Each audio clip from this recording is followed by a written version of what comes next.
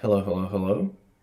Welcome to a video where we're going to talk about Array.reduce. It has been brought to my attention that it can be quite confusing, and I think it's an absolutely excellent array function, so I definitely recommend mastering it.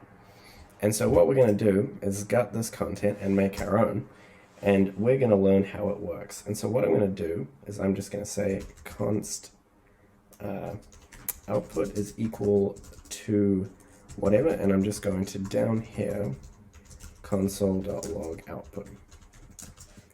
So now if we look at numbers, for example, and just talk about how the array.reduce method works, we just go array1.reduce, and this is the whole function. Now this function takes two parameters. The first one is a function, so we're just going to open that up on some new lines, and this function in here takes two arguments, an accumulator and a current. You can name them whatever you want. You can actually add a third, the index. And what this is going to do is it's going to loop through each item in the array and set that value to current for that instance. And the associated index will be there too. So the second thing that the array takes, remember we're still inside this bracket here, is the initial value. And so this is whatever you want the base number or thing or string or object or array to be, and it will be set to the accumulator, or better said, the accumulator will assume that value on the first pass.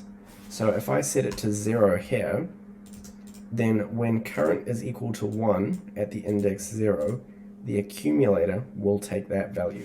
So in this particular case, if I console.log accumulator current and index, and I return just the current, the accumulator, because you have to return something, and run that, we can see that the 0 is the initial value, and it stays the initial value for every turn because I return it.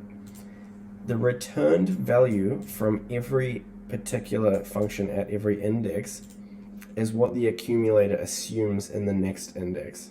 So whatever you return will become the accumulator in the next index instance. And so here you can see that the current, which is the middle term, has assumed each number, and the index is just the index of that individual thing, the particular array. And so if I wanted to sum them, I would just say, okay, loop through each of them and add the current value to the accumulation, and the accumulation starts at 0. And so here, if we run that, we can see that the accumulation of all those numbers is 10, which it is, which is handy. So that's one example. The next example is, let's say I had an array of strings, and I wanted to join them all together. So I'm going to set the initial value to an empty string, and let's say I had here James is super and cool. And let's make it a bit more complicated and add in some filtering logic, because you can do the functionality of map, filter, and for each in here. So let's say I wanted to, if the current value is equal to super, let's say I want to exclude it. So I'm just going to return the, oops, that has to be in a parentheses, return the accumulator. So I'm going to skip over this instance and just return whatever the accumulation was at the previous instance and move to the next. Otherwise, I'm going to return the accumulator plus an empty space plus the current. And so here we would expect to see James is cool. And we can see that we have an empty space at the start because the initial value was an empty string, which was assigned here. We added the space and then we added James.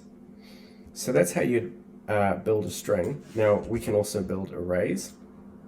So let's say, for example, I had an array that had 1, 2, and 3, and I had another array, so it's a 2D array, and this one has hi and James. And let's say for the sake of it, it also has an object, so James, and that's cool. So let's say I wanted to flatten this array, but I also wanted to remove anything that's an object. And so what I could do is I could say if not current.length, so if current.length returns undefined for an object, which it does, it's going to say this is true, and we're going to skip over it by just returning the accumulation of whatever else has happened. Otherwise, what we're going to do is we're going to spread the current value, which in the first instance will be this array, and in the second instance will be this array.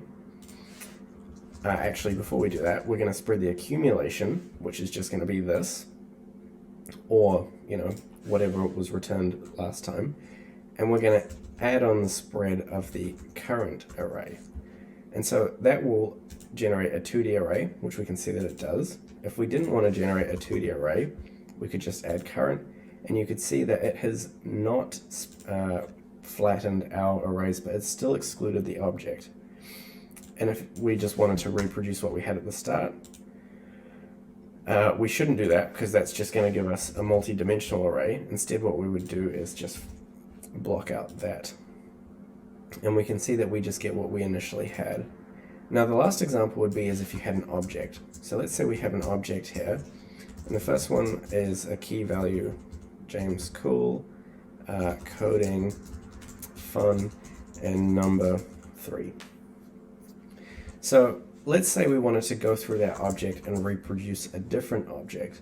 Now, the first thing to note is that if you go array1.reduce, it's not going to work because we don't have an array. So somehow we have to turn this object into an array, and we can do that by going object.keys, which returns an array of all of the keys. And so each key will be set to current. And so if in this particular example, I just return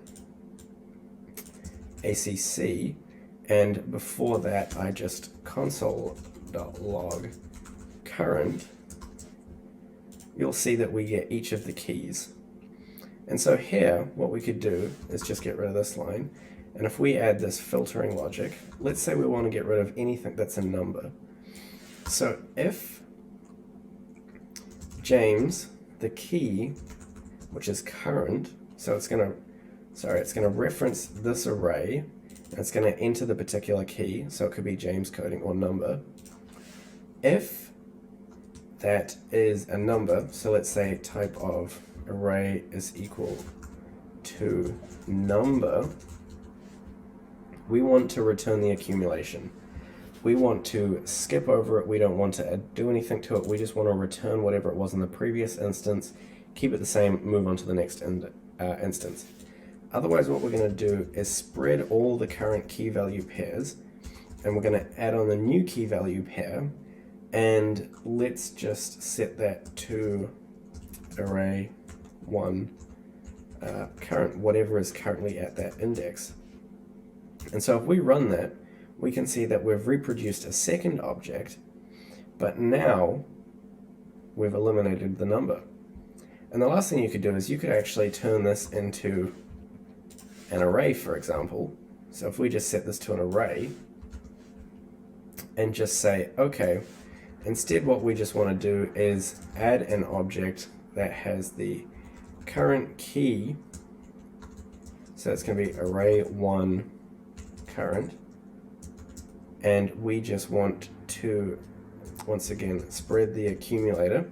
And so this is going to return an array of objects where each object is one key value pair.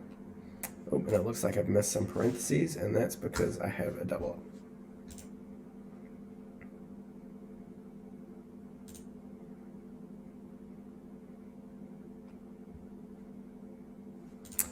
That'll be it there. And so now we can see that we've returned an array of objects where each object is just one key value pair from our original object. And so you can make anything that you want with the .reduce function. You can do filters, maps, for each. The world is your oyster. Go hard. I hope that clarifies some stuff. And if you want me to make any videos on explaining the other different array methods, let me know and I'll totally get into that. Catch you guys later.